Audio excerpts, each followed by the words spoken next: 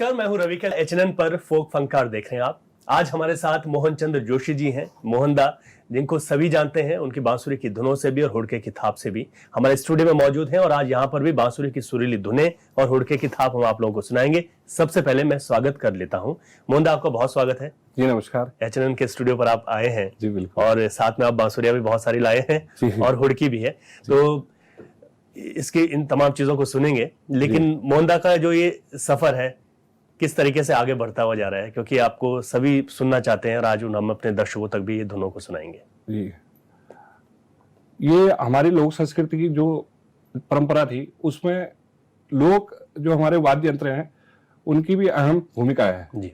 तो हम तो आज जो है धन्यवाद अदा करते हैं HNN चैनल का, जो कि फोक फनकार में ऐसे कलाकारों को आने का मौका देते हैं कि हमारे पास जो इन विधाओं से हमने जो कुछ सीखा तो उसको हम आगे रख सकें और उससे लोग भी कुछ सीख सकें। बिल्कुल।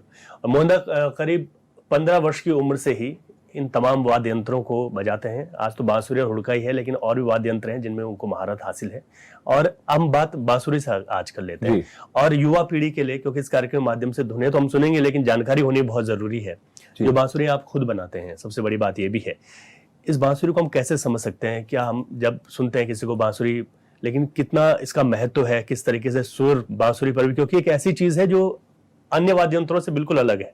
नॉर्मल हमने बनाई गई है बांस के माध्यम से, तो इसको थोड़ा सा आप जरूर समझाएगा सर। देखिए, जो हमारे लोक संस्कृति में जो हमारी लोक धुनों में जो बांसुरी उपयोग होती है वो तो हमने जो पहले सुना, हमारे जो ग्रामीण क्षेत्रों में जो बांसुरियां बजती थी जी। हमारे अनेक विधाओं में, जैसे जागर में, गंगनाथ जी के जागर में भी बांसुरी बजती थी, उनमें तो ज्यादा सुर का उपयोग नहीं देखा जाता था। उसमें तो जो एक साधारण सी टोन आती थी उसको लोग बजाते थे और सुनते थे और एंजॉय करते थे।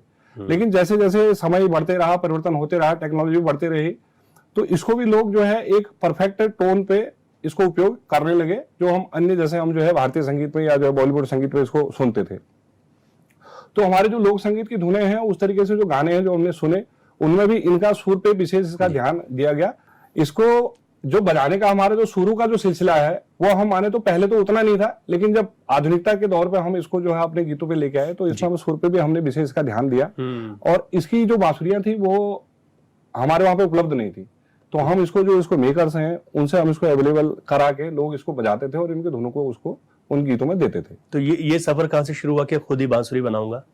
ये दरअसल इसका भी एक रोचक एक जो है किस्सा है। बचपन में हम लोग लोक संगीत से मतलब जो है प्रेरित हुए, काफी मेलों में जाते थे, सुनते थे, तो लगता था कि यार ये चीजें काश हम भी बजा लेते या हमें भी इससे इस तरीके की आवाजों से हम जो है अट्रैक्टिव हुए। तो फिर अब जो है मेले में थे, तो मेले में तो आती रहती है, जो है आपने देखा होगा उस पे बांसुरियां भी आती थी छोटी वाली, हाँ ऐसे करके बजाने वाले, तो उनसे लिया। तो अब उस पे लेकिन ये पता नहीं था हमें कि ये सुर पे रहती है, बेसुरी है या कुछ भी है, कुछ इसका स्टैंडर्ड इसका टोन होता है या बहुत अच्छी बजने वाली जो बांसुरी होती है। अब इसको बनाने का ये सिलसिला हो कि अब जो है मेला तो साल में एक बार आता है, वो बांसुरी जो है टूट जाती है कुछ दिनों के बाद। अब लेकिन दिन वाल अलग है कि यार ये अभी और रहती, तो फिर वहां से बांसुरी बनाने का सिलसिला शुरू हुआ। एक आपने देखा होगा, एक वो आपका टाट के जो है बैग आते थे, ऐसे करके बैग आते थे, वो 30-40 रुपए का, शायद दर्शकों ने किसी ने देखा हो। तो उससे उसके बीच में जो एक डंडा आता था ऐसे करके पकड़ने का बांस का, तो उसको लेके हमने उस पे ऐसे छेद करके उससे हमने बांसुरी बनाना शुरू किया। लेकिन उस पे हमने ये पता नहीं था कि इस पे हमने सुर कैसे इस पे एडजस्ट होते हैं, शुरू की पहचान बाद में हुई। तो बनाने का सिलसिला वहां से जारी हुआ जी। अब बांसुरी को भी सुनेंगे और अभी खास तौर पर ज्यादा जगह अगर हम देखें तो बांसुरी का इस्तेमाल किन किन गीतों पर, और आप तो लोक से जुड़े हुए हैं, लोक विधाओं पर ही आप हुड़की बजाते हैं बांसुरी पे, तो उसे हम थोड़ा सा सुनना चाहेंगे। आपने बांसुरी के बारे में तो बताया ही जी, लेकिन एक बांसुरी के साथ कि कैसे इसका इस्तेमाल किया जा रहा है उन गीतों में खास तौर पर, या फिर आप बल्कि आप उसको भी जरूर कीजिएगा जो आपके बहुत दिल के करीब रहता है, जिसको आप बार बार गुनगुनाते हैं या फिर बांसुरी की सुरीली धुनों में बजाते हैं। जी, आप ये बांसुरी है और इसको अभी जो है खुद ही हमने इसको बनाया हुआ है जी। और इस पे आपने एक जो प्रसिद्ध जो है लोकगीत आपने सुना होगा, कैले बजा मुरली, स्वर्गीय श्री गोपाल बाबू गोस्वामी जी का, जो काफी उस पे भी उन्होंने बांसुरी का जिक्र किया हुआ है। मतलब कि उस समय इसको हमारे पहाड़ी क्षेत्रों में मुरली कहा जाता था, जो कि ऐसे करके बजती थी, अभी भी अवेलेबल है। उसकी उपलब्धता अभी इसलिए अधिक मतलब नहीं है कि वो थोड़ा सुर पे थोड़ा सा कम रहता है और उस पर थोड़ा सा मेलोडी हल्का सा कम है इन बांसुरी की अपेक्षा। तो इसलिए वो थोड़ा सा पीछे रही, लेकिन बस्ती हमारे पहाड़ में पहले मुरली थी, तो उन्होंने गाना लिखा है कहले बजा मुरली, वो बड़ा ऊंची नीची दानों है। तो ये बस्ती थी, तो उस समय भी उस परिवेश को ये जो है प्रभावित करती होगी, तो तब उन्होंने गाना लिखा। तो उसी गाने को हम आपको सुनाते हैं बांसुरी में। जी बिल्कुल बिल्कुल।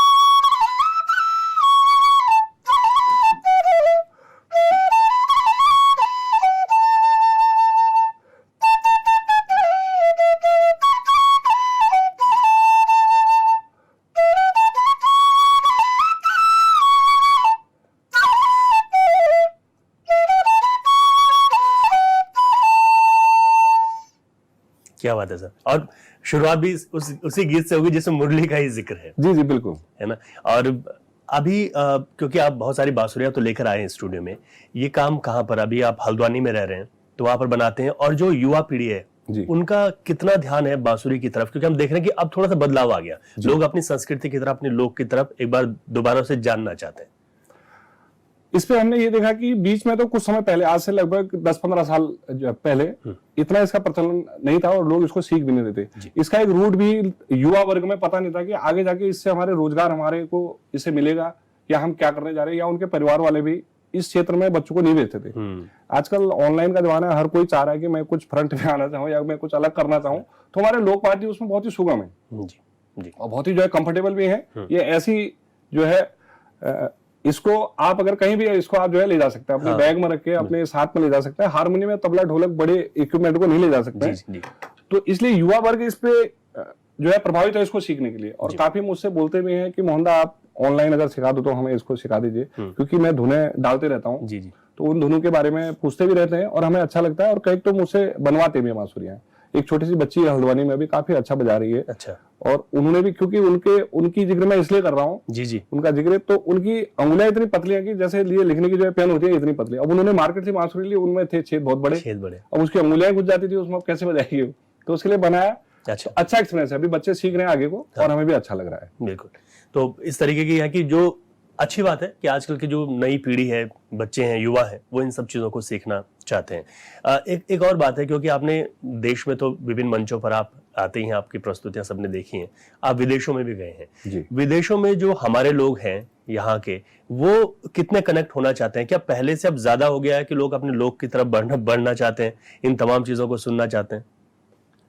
अभी जैसे हमने लोक संस्कृति पर आधारित जो कार्यक्रम होते हैं विदेशों में, 2013 में हमने दुबई पे दिया था कार्यक्रम, जो वहां की संस्था है उत्तराखंड एसोसिएशन ऑफ दुबई करके, उन्होंने यहाँ के लोक कलाकारों को आमंत्रित किया। तो उसमें हमारा नाम भी था, तो हमें बड़ी खुशी हुई कि पहली बार हम गांव से दुबई जा रहे हैं, और एक लोक संस्कृति, एक लोकवाद्य की वजह से ही हम वहां तक जा पाए। नहीं तो आजकल लोग विदेश जाने के लिए बहुत सारी चीजें होती हैं, बहुत लंबी चौड़ी पढ़ाइयां करनी पड़ती हैं, बड़े बड़े कोर्सेज करने पड़ते हैं, तब आपको विदेश जाना अवेलेबल होगा। अब हमें तो कोई इसमें जो कोर्सेज भी नहीं किया होता, लेकिन लोक संस्कृति ऐसी ताकत है कि आपको देश दुनिया कभी भी किसी समय भी दिखा सकती है। जी। वो सिलसिला शुरू हुआ वहां के लोगों के अंदर, जो हमारी लोक संस्कृति की भावनाएं थी उनके अंदर पे अभी भी लोक संस्कृति के इतने जड़ उनकी मजबूत है, हम ये कहेंगे कि वो यहाँ से उठा के कलाकारों को विदेश में ले जाते हैं, और वहां उनको उनके पूरा जो उनका जो है प्रदर्शन है वहां पे उसका पूरा लुत्फ लेते हैं, और अपनी संस्कृति को आज भी वहां पे बचाए हुए। ये नहीं कि केवल संगीत ही सुन रहे हो, वहां पे खान पान भी जो है आपका, जो हमारे यहाँ का जो परिवेश है वही होता है, झुमोर होता है, और जो भटकी दाल होती है यहाँ तक कि यहाँ का जो है लाल चावल है उसका वहाँ पे एक वो लोग जो सामूहिक जो है डिनर रखते हैं, उसमें पूरा भोज भी होता है, जो हमारा पहाड़ी जो सांस्कृतिक व्यंजन है उनका भी रहता है। बाकी जो है पहनावा बड़े उत्साह से, ऐसा लगता है कि हम जैसे पहाड़ में ही है, लगता है नहीं कि हम कहीं विदेश आके इस चीज को कर रहे हैं। तो बड़ा अच्छा एक्सपीरियंस है, वहाँ के लोग भी इसको काफी अभी कोऑपरेट कर रहे हैं। बाद में फिर हम जो है हमारा 2019 पे ये आपका न्यूजीलैंड का लगा दौरा, जी। तो उसमें भी हमने ऑकलैंड पे भी किया 100 हमने आपका वेलिंगटन किया, वहां पे भी हमारे उत्तराखंड की संस्थाएं हैं जी। और काफी अच्छे से लोग वहां पे कार्यक्रम कर रहे हैं। दिल बहुत खुश हो जाता है उस चीज को देख के कि इतने समुद्र के पार भी हमारे लोग ऐसे लगे हुए हैं अपने कल्चर पे। बिल्कुल ठीक है। तो ये तो हमारे एक जो है दिल को छूती हुई चीजें हैं, ये शायद कभी समाप्त नहीं होंगी, कभी समाप्त नहीं होंगी। ये बहुत अच्छी बात है मोहन, बातों का सिलसिला ऐसे ही चलता रहेगा हमारा। और मैं ये चाहता हूँ कि जिसके लिए आप जब जहाँ जाते हैं तो वो बांसुरी की धुन लोग बहुत ज्यादा सुनना चाहते हैं जिस गीत में, वो गीत आप हमारे यहाँ पर दर्शकों के लिए भी हो जाए एक और बांसुरी के साथ। जी जी। एक हमने न्यूजीलैंड के लिए एक जो है गीत था लाग बाडुली हो, जो है प्रसिद्ध जो हमारे लोग गायक हैं श्री नरेंद्र सिंह नेगी जी, उनके द्वारा गाया है और उन्हीं के द्वारा लिखा भी गया है। तो उस पर जैसे जाने का हो तो उस गाने की आपको एक धुन सुनाते हैं। जी जरूर। जी।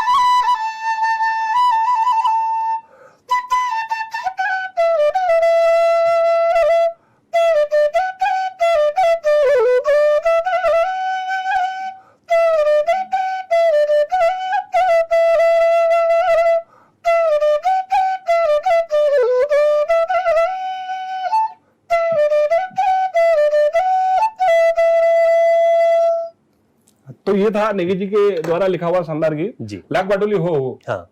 बहुत अच्छा गीत है और इन्होंने प्रवासी जो हमारे जो यहाँ से उत्तराखंड से जो लोग जो है रहते हैं उनके लिए गीत लिखा था और बड़ा अच्छा इसका वो है। बिल्कुल मोहनदा, अभी बांसुरी की हम धुन सुन रहे हैं, इसके बाद हम हुड़के की थाप भी सुनेंगे, लेकिन यहाँ पर एक छोटे से ब्रेक के लिए रुक रहे हैं और उसके बाद ये बातचीत का सिलसिला भी जारी रहेगा और साथ में आपको हुड़के की थाप भी सुनाएंगे। स्वागत है, फोक फंकार देख रहे हैं आप। हमारे साथ आज फोक फंकार में मोहनदा मौजूद हैं और अभी तक बांसुरी की खूबसूरत धुनें हमने सुनी, अभी हुड़की भी हमने यहाँ पर रखी हुई है, उसको भी सुनेंगे, साथ में गीत भी होंगे। आज फोक फंकार में लोक की बात हो रही है और फोक फंकार में हम लोक के विभिन्न कलाकारों के साथ बात करते हैं और उसी को लेकर आगे बढ़ेंगे। सर, बात हम हुड़की कर रहे हैं, ये एक ऐसा वाद्य यंत्र है जो हमारे बहुत कई वर्षों से चला आ रहा है, बहुत पौराणिक है और उत्तराखंड में तो इसकी और ज्यादा महत्ता इस वजह से है क्योंकि शिव का वाद्य यंत्र माना जाता है और शिव का वास उत्तराखंड में कण कण में है। हुड़के की बारे में विशेषताएं क्योंकि हमारे लोगों को भी समझ में आए और फिर थाप भी सुनेंगे आज। जी बिल्कुल, ये उत्तराखंड की संस्कृति का अहम हिस्सा है जी, हुड़का। और इसको शायद हमने काफी लंबे समय से अपने लोक संस्कृति के जो कार्यक्रम हैं या लोक संस्कृति से जुड़ी हुई विधाएं हैं उनमें इसको बजते हुए देखा है, लेकिन शायद 90% लोगों को ये पता नहीं होगा कि कैसे बनता है और कहाँ ये उपलब्ध होता है और किस टाइप की इसकी लकड़ी होती है और कैसे कैसे साउंड आती है। सुनते तो सब हैं लेकिन इसकी थोड़ा सा और मतलब शायद हम ये माने कि इसको या तो लोगों ने जानने की कोशिश नहीं करी। तो आज हम उसी विषय पे हम आज थोड़ा सा जितना हमें इसके बारे में अनुभव है पता है उसके बारे में हम जो है चर्चा करेंगे कि कैसे ये हमारे लोक संस्कृति में है और क्या क्या इसकी उपयोगिता है। जी जी, तो आप बताएगा किस तरीके से सर बनावट की अगर बात करें तो कैसे इसकी बनी जाती है, क्योंकि इसको बनाना इसके रख रखाव भी बहुत महत्वपूर्ण बहुत विशेष होता है। जी जी, ये देखिए, ये जो इसके अंदर की जो इसकी आप ऐसे करके देख रहे हैं डमरू नुमा जो आप देख रहे हैं इसको हमारे वहां बोलते हैं नाली, और जो इसके ऊपर के साइड जो आप देख रहे हैं इसको बोलते हैं इसका पूरी, और जो इसको ये देख रहे हैं इसको बोलते हैं यहाँ का छिरो, ये हमारे उसमें लोग भाषा में। और बाकी ये इसके जो है ऐसे करके इसके वो हो गए गांठें होगी लगाने की और इसका गले में डालने वाला इसका ये पट्टा हो गया। तो इस तरीके से हुड़के में जो जो चीजें इसकी उपयोग होती है ऐसे करके होती है। और इस पे खास तौर पे ये देखा जाता है जो इसकी लकड़ी है ये हमारे पहाड़ों पे उपलब्ध होती है। उस लकड़ी की खासियत ये है उस पे ज्यादा धूप पड़े या ज्यादा नमी पड़े तो ज्यादा असर नहीं पड़ता है सर। अच्छा जी। और दूसरा इस पे जो है दरारें नहीं आती हैं इन लकड़ी पे। ये लकड़ी होती है गुगिड़, खमार, खिम और आपका गिठी। पहले इनके बर्तने भी बनते थे, नमक होम रखने के आपने देखा होगा घरों में बनते थे, तो हल्का भी होता था और बचा अच्छा होता। लोगों ने पहले जमाने के लोगों ने इस पे सोच किया होगा तो इन लकड़ियों का इसको बनाते थे। और हम अगर जो है तराई क्षेत्र में आ जाए तो यहाँ पे फिर ये बेर के भी बनते थे, बेर के बहुत अच्छे बनते हैं। और एक लकड़ी होती है स्पेशल, उसका नाम है आपका विजय साल। अच्छा, तो ये विजय साल के बनते थे और उनकी थोड़ी उपलब्धता अभी नहीं है, तो इसलिए ये ज्यादातर जो गाँव में जो उपलब्धता थी उसी के आधार पर बनते हैं। बिल्कुल, ये तो हम इसको मतलब समझे कि ये कैसे बनता है और किन किन लकड़ियों का बनता है। और इसको बनाने वाले जो होते हैं उनका नाम होता है चुनेर। अच्छा। और वो इसमें बनाने में किसी मतलब ये आपका उस जमाने पे लाइट का उपयोग नहीं होता था, वो पानी का एक जो है वो होता था घट की तरह, उस पे नीचे से मशीनें लगी होती थी, उस पे लोग इसको करते थे। मैं तो सामने जाता हूँ, इसको अपने हाथ से करवाता हूँ, तब मेरे को तो इसका पूरा पता है कि कैसे ये चीजें तैयार होती हैं। बिल्कुल। अब इसमें दूसरी बात आती है, इसमें साउंड कैसे आए, जो इसकी आवाज आप सुन रहे हैं ये साउंड इसकी कैसे आए, क्योंकि एक लकड़ी में ऐसे साउंड आना, उस पर हम खाल लगा रहे हैं, और ऐसी साउंड जिन लोगों ने पहले डेवलप करी हुई कैसे करी हुई, तो इसको अंदर से इसको जो है खाली ऐसे करके किया जाता है, इसको पूरा खाली किया जाता है अंदर से, और इसके जो कॉर्नर है वो एकदम से बिल्कुल बराबर होनी चाहिए, इस साइड के भी इस साइड, ताकि इस पे पूरा सही से बैठे। और इस पे जो बकरी की जो आमाशय होता है, उसके बाहर की जो स्किन होती है वो इस पे लगती है, पेट की जो उसके आमाशय की स्किन होती है, पहले लोग इसको लगा के उन्होंने इसका जानवरों से इसका जो है प्रयोग करके इस पे लगाया। और जब इसकी आवाज की बात आती है, तो अब हर लकड़ी में भी आवाज नहीं आती है। हमको पता चले कि हम आम की बनाते हैं, उसमें भी आवाज नहीं आएगी, ये मेरा अपना एक अनुभव है, क्योंकि मैंने जो है प्रयास किया आम का बनाने का, कटहल का बनाने का, या किसी जो हमारे पास लकड़ी होती थी उनका, उनमें आवाज नहीं है, पता नहीं क्या है, कुछ खास पेड़ है जिनमें ये आवाजें आती है। तो ये भी हमें थोड़ा इसका एक जो है अच्छा लगा, मुझे भी जो है जान के कि इन लकड़ियों में ऐसी आवाजें आती हैं। आपने बहुत महत्वपूर्ण चीज बताई है। मुझे तो लगता है जो हमारे लोग से जुड़े हुए, आप लोग भी हमारी बहुत बहुमूल्य धरोहर है, क्योंकि इन चीजों को जो बता रहे हैं आप लोग, इन अपनी संस्कृति को आगे बढ़ाने की कोशिश कर रहे हैं। जी मोहनदास, जब इस पे एक थाप में जरूर सुनना चाहेंगे कुछ। जी।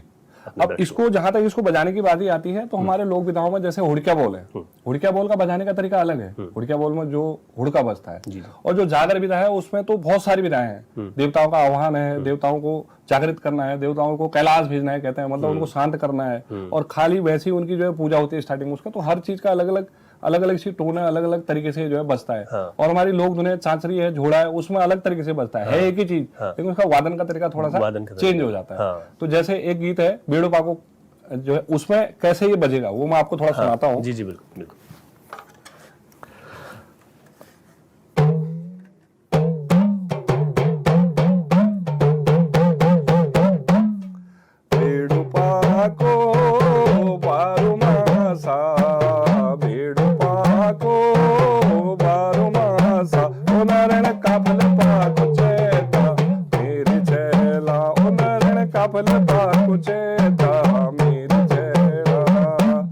इस तरीके से ये इन गानों में बजता है जो हमारे फोक के गाने हैं। हाँ। अब जैसे जो हमारे झोड़ा था उसमें जो बजेगा तो वो ऐसे बजेगा। हाँ।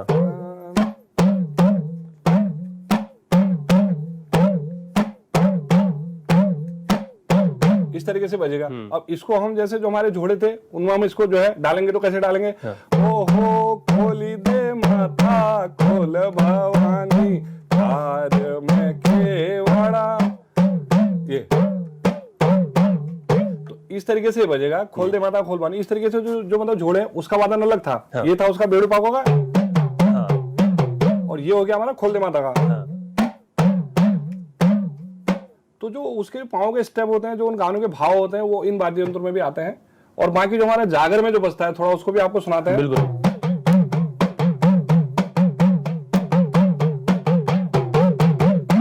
इस तरीके से जो उनका मतलब वहां पे अवतरित होते हैं देवता। जी जी। तो हमारे वहां पे माना जाता है कि इस तरीके की वहां पे ताल जो है रहती है और इस तरीके की ताल वो सुनाई देती है। बिल्कुल जी। हमारे दर्शकों के मन में एक सवाल भी जरूर होगा कि जो लोग इन चीजों को सीखना चाहते हैं जी, और वो क्योंकि आप बता रहे हैं कि किस तरीके से होता है, तो कैसे सीख सकते हैं? और दूसरा इसमें ये भी जरूर बताएगा आप कि क्या इसकी भी कोई पूरी तरीके से एक विधा है कि ये इसी तरीके से बजेगा जिस तरीके से तमाम चीजें होती हैं हुड़के का? क्योंकि तो पौराणिक चला आ रहा है, जो हमारे पुराने लोग थे, जो लोग से जुड़े हुए थे, उन लोगों ने इसका खुद निर्माण किया, खुद बनाया, लेकिन इसके लिए भी क्या कुछ क्राइटेरिया तय किया गया है? जैसे आपने बताया भी कुछ चीजें। अभी आपने बहुत अच्छा सवाल किया जी। इसको सीखने में तो इसकी कोई लिपि नहीं है अभी। हाँ। हालांकि कुछ विद्वानों ने इसको लिपिबद्ध करने की कोशिश करी, इसके बोल रखे तुकी दुंग दुंग तुकी दुंग दुंग, हाँ। दुंग दुंग तुकी दुंग दुंग, ऐसे करके अपने भाव इस पे प्रकट करके उनको लिखा। जी। अनेक जो है पुस्तकों मैंने भी अध्ययन किया, मुझे भी जानने और सुनने का मौका मिला। अब लेकिन उन बोलों को हर कोई उन बोलों को पढ़ के इसको बजाए, मैं समझता हूँ ऐसा थोड़ा सा कठिन जैसा हो जाता है। और ये लोक संगीत है, ये हमारे भावों से ही प्रकट होता है। जी। अब हम हर किसी को ये भी नहीं कह सकते कि आप इसको बजाओ, लेकिन जो पहाड़ से जुड़ा होगा, जो हमारे कल्चर से जुड़ा हुआ होगा, उसके अंदर ये चीजें होती है, गॉड गिफ्टेड भी हम इसको मान सकते हैं। जी जी जी। वो इस चीज को कवर कर लेता है। हाँ। देख के सुन के ही उसके अंदर में ये चीजें आ जाती हैं। और ये इतना सरल मतलब ये होता है, इसको हम जो कठिन नहीं कहेंगे कि कैसे बजेगा और इसमें इतने बड़े बड़े ताल हैं और ऐसे ये चीजें बजती हैं, तो कठिन मान के हम इस चीज को छोड़ दें तो ये हमें इसकी दूरी मतलब हम इससे दूर हो जाएंगे। ऐसा नहीं करना है। और हमारा जो लोक है वो लोक मतलब जो है कला है, वो संगीत हो या वाद्य यंत्रों खान पान हो, सब में बसा हुआ है। बिल्कुल, इसको हम थोड़ा सा भी अगर प्रयास करें तो इसको सीख सकते हैं। और बाकी अगर कुछ इसके बारे में जानकारी लेना हो तो हमसे भी संपर्क कर सकते हैं। जी, जी। अभी वर्तमान में मैंने क्या किया कि ये मार्केट में अच्छी क्वालिटी के उपलब्ध नहीं थे, तो मैंने खुद इनको बना के देने का भी जो है वो उठा रखा है, काम उठा रखा है कि हम इसको, यहाँ तक कि मैंने भारत के हर राज्य पे ये जो हमारे प्रवासी लोग रहते हैं वहां से उन तक इसको पहुंचाया है। विदेशों में भी गया हुआ है, कनाडा भी भेज रखा है, दुबई भी गया हुआ है, न्यूजीलैंड भी गया हुआ है, रूस भी गया हुआ है। अब वो लोग वहां से ऑनलाइन मुझसे इसके कुछ ताले या इसमें कैसे बज रहा है वो मैं यहाँ से जितना मेरे को आता है इस तरीके से इसको यहाँ से बजा के उनको मैं सेंड करके ऐसे करके उनको भी वहां पे बताने की कोशिश की जा रही है। और यहाँ भी काफी लोग सीख रहे हैं और आने वाली पीढ़ी शायद मुझे लगता है कि इस पे ना करियर भी बन सकता है आदमी का। ऐसा नहीं है कि हम इसको खाली बजा ही रहे हैं और ये कर सकते हैं, क्योंकि इसका उपयोग जब समझेंगे तो इसमें जैसे हम जो है रिकॉर्डिंग स्तर पे आजकल देख रहे हैं काफी गाने बन रहे हैं, उनमें हमारे लोक वाद्य यंत्रों की उपयोगिता भी सिद्ध हो रही है।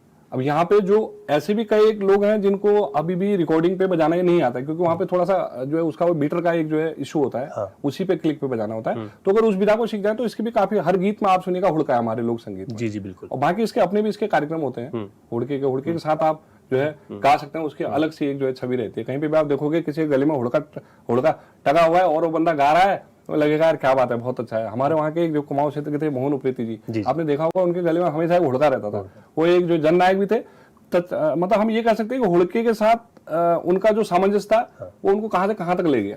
तो ऐसा नहीं है, इस पे रोजगार भी है और बाकी हम इस पे सामाजिक कार्य भी कर सकते हैं। बिल्कुल ठीक है आपने। आज आप गुरु की भूमिका में खुद हैं, बहुत सारे लोगों को आप बता रहे हैं, इस वक्त भी आप गुरु की भूमिका निभा रहे हैं, क्योंकि जो लोग तमाम सुन रहे हैं उनको अच्छी जानकारी मिल रही है, खुद मुझे अच्छी जानकारी मिल रही है। अपने जीवन काल में अगर बात करें तो कहाँ कहाँ ऐसा हुआ कि उन लोगों से आप लोगों को की भी जो है प्रेरणा मिली है और उसके बाद ये सफर फिर अनवरत चल रहा है आगे? जी, ये देखिए हमारे गांव में एक होती है जागर विधा, है ना, जिनमें लगते हैं जागरी लगते हैं हमारे गांव में जी।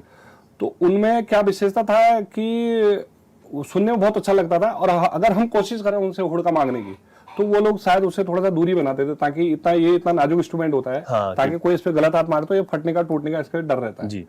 तो उनको देख देख के हमने सीखा कि ये लोग कैसे इसको बजा रहे हैं और इसको कैसे मैनेज कर रहे हैं, इसको रखने का क्या स्टाइल है, क्योंकि इसको हम ऐसे भी कहीं पे रख देंगे तो इसको फूटने का ज्यादा डर रहता है और ये अनबैलेंस हो जाएगा तो इसकी आवाज थोड़ी सी कम हो जाती है। और बाकी मंचों पे जो अच्छे अच्छे कलाकार हैं यहाँ पे उनको हमने देखा, आकाशवाणी में जो कार्यक्रम हुए उनको हमने देखा जी। तो वहां से इसको हम सीखते रहे कि इन चीजों में कैसे इनकी लंबाई कितनी है, इसकी गोलाई कितनी है, इसकी आवाज के लिए हम क्या कर सकते हैं, कितने इसमें थिकनेस का पूरा लगेगा, उस तरह से हम इसको सीखते रहे बनावट के तौर पे जी। और बाकी बजाने के तो ये है कि संगत में रहे, जिन लोगों ने जिस जिस धुन पे जिस जिस ताल पे इसको बजाया उनसे भी कुछ मतलब जो है बहुत कुछ हमको सीखने को मिला। इस तरीके से सीखने का भी सिलसिला इस तरीके से अनवरत चलते रहा। अच्छा मोहन, एक सवाल ये भी है कि हम जब हुड़का अगर आप सर्च भी करें तो उसमें कुछ इस तरीके की जरूर बातें आती है कि हुड़का लुप्त होने की कगार पर पहुंच गया, क्या ऐसा है?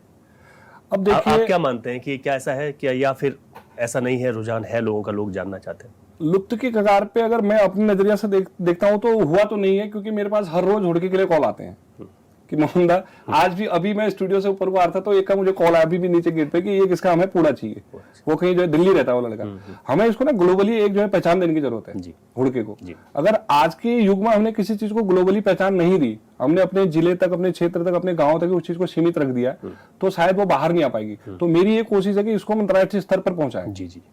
और जब ये अंतर्राष्ट्रीय स्तर पर पहुंचेगा, अपने लोक वाद्य अपने सुरों को बिखेरने लग जाएगा तो इसकी डिमांड अपने आप ही बढ़ेगी।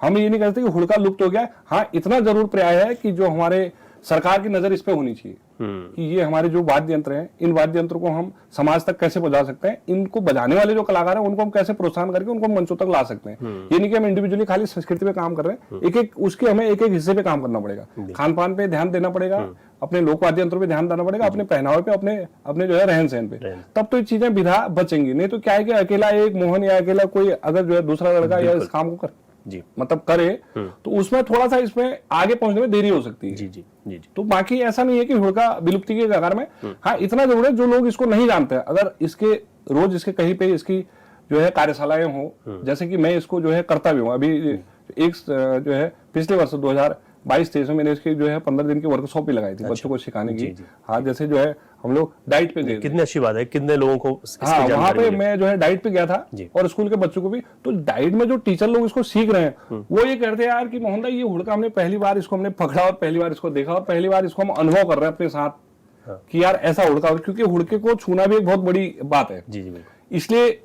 इसलिए बड़ी बात है कि हुड़का जहां पे अवेलेबल होगा, जिसके पास हुड़का होगा वो आपको छूने भी नहीं देगा इसको, क्योंकि इतना नाजुक होता है कि अब तक इसको आदमी बजाए और ये फट करके फूट जाए। ठीक बात। तो उनको तो मैंने इसको पूरा, उनको छूने का पूरा सब कैसे इसको बजाते हैं पूरा, उनको मतलब जितना हमको आता था उस तरीके से उनको बताया। काफी अनुभव है, क्योंकि होने वाले शिक्षक हैं, उनको भी हमारे लोक वाद्य यंत्रों के उसमें अभी, बल्कि मैं देख रहा था शिक्षा नीति 2020 में हमारे लोकगीत, लोक संगीत या जो है इन जो गीतों के माध्यम से भी लोगों को पढ़ाया और सिखाया जा रहा है सरकारी नगरों में। प्रधानमंत्री भी जब उत्तराखंड आए थे तो मुख्यमंत्री जी ने उनको हुड़का ही दिया था। जी, ये हमारी एक खास पहचान बनते जा रहा है, विलुप्त नहीं होने देना है इसको। हम तो ये सोचते हैं कि इसका आए दिन इसका प्रचार प्रसार हो और इसके अच्छे से अच्छे इसके कार्यक्रम हो और उनकी विधाओं कैसे ये यूज हो रहा है हमारी लोक संस्कृति में। अच्छा, जो सरकारें भी जो काम कर रही हैं, बहुत सारे हमारे जो कार्यक्रम होते हैं, क्या ये काफी हैं या फिर इसको बढ़ाने की आवश्यकता है, ताकि हम अपने पारंपरिक वाद्य यंत्रों को जीवित रख सकें और अधिक से अधिक उनका प्रचार हो, जो नई पीढ़ी है वो जान सके इनको, जैसे कि इस कार्यक्रम के माध्यम से हम आज पहुंचा रहे बातों को। ये भी काफी अच्छा सवाल है आपका। इस पे मेरा इस पे ये विचार रहता है कि जो मॉनिटरिंग आपकी टीम है उसको थोड़ा सक्रिय होना पड़ेगा कि हम वास्तव में सांस्कृतिक जो हमारे कार्यक्रम है, सांस्कृतिक जो विधाएं हैं उन पर ही आधारित कार्यक्रम दे रहे हैं या कुछ और दे रहे हैं। कई मंचों में मैंने देखा जो है सीडी लगा के लोग अपने कार्यक्रमों को कर देते हैं और वो कार्यक्रम संपन्न भी हो जाता है। कैसेट लगा के गाने हो रहे हैं और कार्यक्रम का नाम है सांस्कृतिक उत्तराखंड की धरोहर और उसमें कुछ और ही चल रहा है। तो मॉनिटरिंग की बहुत जरूरत है। जो लोग ऐसा कर रहे हैं उनको रोकना पड़ेगा और हमारी जो लोक कलाएं हैं, जो लोक विधाएं, उनको आगे लेके वहां पे कार्यक्रम का प्रस्तुतिकरण देंगे तो इससे हमारी ये बची रहेगी। सरकार को एक इसको इस तरीके से मतलब इसको देखने का एक थोड़ा सा वो होना चाहिए। बिल्कुल, जो इसको गलत तरीके से प्रस्तुत कर रहे हैं या इन मंचों पे इसका दुरुपयोग हो रहा है मंचों का, तो इस तरीके से ये चीजें हमारी फ्रंट पे आएंगी और इसका अच्छा भी हमारे को मैसेज आएगा, अच्छा प्रचार होगा। बिल्कुल मोहन, हुड़के पर इतना जरूर है क्योंकि जब आ रखा है तो एक जागर, अगर आप थोड़ा सा जागर विधा में जिस तरीके से बजाते हैं उसमें अगर आप हाँ जागर पे ठीक है जी। तो जागर पे तो विशेषकर आपने सुना होगा हुड़के के साथ में थाली भी होती है। जी जी जी। तो थाली तो अभी है नहीं यहाँ पे अवेलेबल। अब क्योंकि थाली के साथ मेरा अपना ये अनुभव है कि इसकी सुर और इसकी आवाज और उसकी टोन अलग ही सुनाई देती है। वो कानों पे एक ऐसा मिश्रण होकर सुन के आता है कि आदमी उस पे उसको मतलब बहुत ज्यादा कर्णप्रिय लगता है। उस पे जैसे हम शुरुआत की जो उसकी टोन माने तो इस तरीके की रहती है।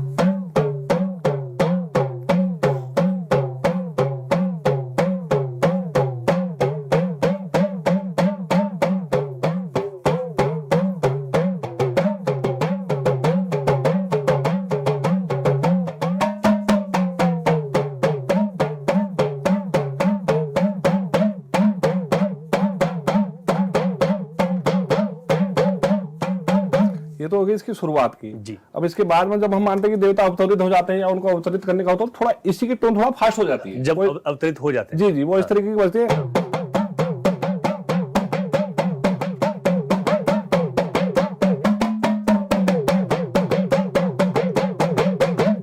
इस तरीके का होता है। फिर यहाँ पे उनके शब्द होते हैं, बोल होते हैं। और जब वो एंडिंग पे आ जाता है हम सोचते हैं कि उनको जो है अब यहाँ पर अब इनको जो है कैलाशवासी कर दिया जाए। जो आए हैं, जो हमने अवतरित कहते थे, तो उसके लिए बता बहुत ही सॉफ्ट हो जाता है। वो ऐसा लगता है पूरा माहौल का पूरा जो है शांतिमय हो गया है और आराम से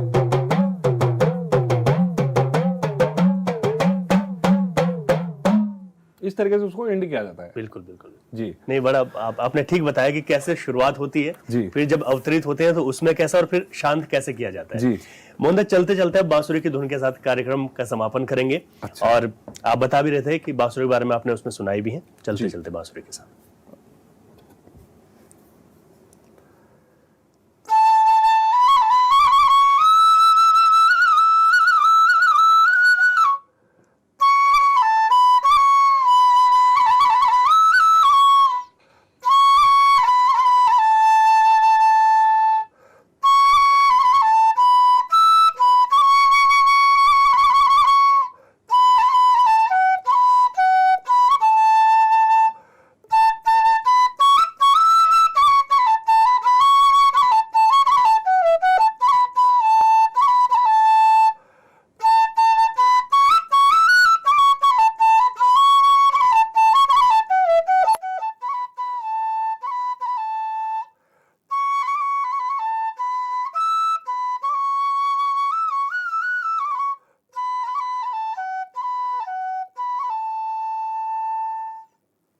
बहुत ही खूबसूरत गीत के साथ जो है आपने बांसुरी बताई है। अच्छा, एक सवाल और है बांसुरी से जुड़ा हुआ है सब। अभी आप जब बना रहे हैं, आप तो जैसे आपने कहा कि एक छोटी बच्ची आई, उसके हाथ उंगलियां इतनी पतली थी कि अंदर, तो आप इस तरीके से जो नए लोग हैं वो कितने आ रहे हैं कि बांसुरी को सीखने, बांसुरी को समझने? अभी काफी लोग हैं जो इसको सीख रहे हैं। कुछ लोग इसको अपने मतलब जो है गृह क्षेत्र से भी सीख रहे हैं, अपने मतलब घर से भी सीख रहे हैं। कई इसको दिल्ली या बाहर अन्य राज्यों में जो इसको सिखाने वाले जो गुरुजी लोग हैं उनसे भी सीख रहे हैं। लेकिन बात आती है कि बांसुरी सुर पे कैसे रहे और बांसुरी को बना के परफेक्ट बांसुरी हमें कैसे मिले। मैंने थोड़ा इस पे कोशिश करी बनाने की जी। तो वहां से भी आते हैं लोग, मेरे पास आते हैं कि हमारे फिंगर्स ऐसे हैं, क्योंकि अलग अलग जो आप देख रहे हैं ये बांसुरियां सब अलग अलग साइज की होती हैं। इसका साइज अलग है, इसका साइज अलग है, सबका साइज अलग अलग होता है। तो इनमें जो है फिंगरों पे फिंगरिंग नहीं हो पाती है सही से ऐसे करके ना। तो किसी की अंगुली जैसे छोटी हो तो उसकी जो है यहाँ पे आती है, तो उसके लिए इस छेद को थोड़ा सा एडजस्ट करना पड़ता है। तो उसके लिए उसका डायग्राम क्या रहेगा वो सारा कुछ मेजरमेंट करके उन बांसुरी को बनाया जाता है और लोगों तक दिया जाता है और लोग इसको सीख भी रहे हैं। अच्छा, इसमें कुछ छोटी बांसुरियां हैं, कुछ बड़ी बांसुरी होती है, तो इसको भी थोड़ा सा हमें समझना जरूरी है कि कहाँ पे जरूरत पड़ती है कि बड़ी बांसुरी के माध्यम से चला रहे हैं या छोटी बांसुरी के, इनमें भी कुछ अलग अलग जो उसकी जो म्यूजिक है वो क्या कुछ अलग तरीके का? जी बिल्कुल। ये आप जो देख रहे हैं ये छोटी बांसुरी है और ये इसी का जो बेस है, हम इसको जो बेस की बांसुरी कहेंगे और इसको जो है छोटी बांसुरी कहेंगे। इसमें सिर्फ ये है कि ऑक्टेव एक ही है, इसमें इसका जो लोअर ऑक्टेव बनेगा और इसमें इसका हायर ऑक्टेव बनेगा। मैं थोड़ा आपको दिखाता हूं बजा के, ये देखिएगा जैसे इसका सा है तो इसका सा इस तरीके से बजेगा। और हम इसको वाइड में देखें तो इसका सा आपका सेम उसी की तरह पे टोन करेगा जी। लेकिन इस पे एक ऑक्टेव हम जो है नीचे जा सकते हैं, जैसे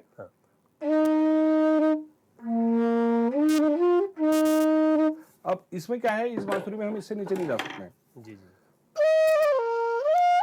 यहीं पे खत्म हो गया जी, तो जी, इस तरीके से इन बांसुरियों की संख्या बढ़ती भी जाती है और एक सेट पे कम से कम जो है 20-25 बांसुरी से पूरा सेट तैयार होता है। और अलग अलग इनकी बेस की बात, ये जो अलग अलग जो बांसुरियां हैं, बेस की बांसुरी अलग होती है और छोटी बांसुरी अलग होती है। इस तरीके से बांसुरी का निर्माण किया जाता है। बिल्कुल, और आप इसका खुद ही निर्माण कर भी रहे हैं। जी बिल्कुल। और बहुत अच्छा आपने बताया सर कि किस तरीके से बांसुरी और किस तरीके से हुड़का है, इसको हम समझना चाहिए और कितनी आवश्यकता भी है।